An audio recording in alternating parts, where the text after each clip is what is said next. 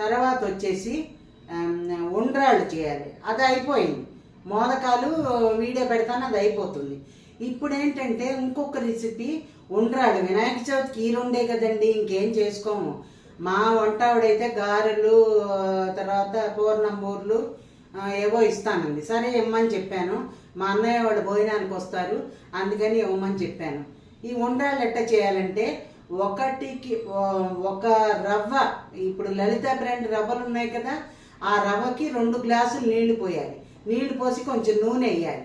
నూనె వేసి బాగా మరగనిచ్చేసి ఉప్పు కూడా వేసేయండి. అందులో మరగనిచ్చేసి ఈ గ్లాసుడు రవ్వ అందులో పోసేయండి. గ్లాసుడు రవ్వ పోసేసి బాగా తిప్పేసేయండి, స్లో చేసేయండి, సిమ్లో పెట్టేసేయండి స్టవ్. అంతే. శనగపప్పు నానబెట్టి పెట్టుకోవచ్చు, లేకపోతే అప్పటికప్పుడైనా వేసేసుకోవచ్చు. మరుగుతూ ఉంటాయి కదా నీళ్ళు, అప్పుడైనా శనగపప్పు వేసుకోవచ్చు, రాత్రిపూట నానబెట్టైనా అందులో వేసుకోవచ్చు. మీ ఇష్టం, ఎలా అయినా సరే. నేనైతే నానబెట్టను, అలాగే వేసేస్తాను. అదంతా మగ్గుతుంది. మగ్గాక తీసి అవతల పెట్టుకుని వేడివేడిగా ఉండ్రాళ్ళు చేయాలి. ఇంతంత ఉండ్రాళ్ళు చేయాలి. ఉండ్రాళ్ళు చేశాక మళ్ళీ చూపిస్తాను. బాయ్ అండి. అందరికీ మరోసారి వినాయక చవితి శుభాకాంక్షలు. Bye bye. మా బుజ్జి వినాయకుడిని చూడండి, ఎలా ఉన్నారు? బాగున్నారా? మా వినాయకుడు నచ్చాడా? చిన్న వినాయకుళ్ళండి, బాగున్నాయి. ఈసారి కాకపోతే గొప్పగా ఏం చేయను, వినాయకుడు పూజ చేసుకుంటానంతే.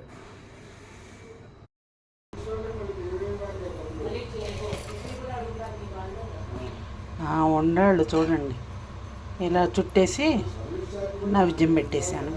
21 ఉండ్రాళ్ళు నైవేద్యం పెట్టాను. ఈ మిగిలిన ఉండ్రాళ్ళేమో మీకు చూపించటానికి చేశాను. బాయ్. ఎసరు పెట్టి శనగపప్పు వేశాను, అది కాగుతోంది.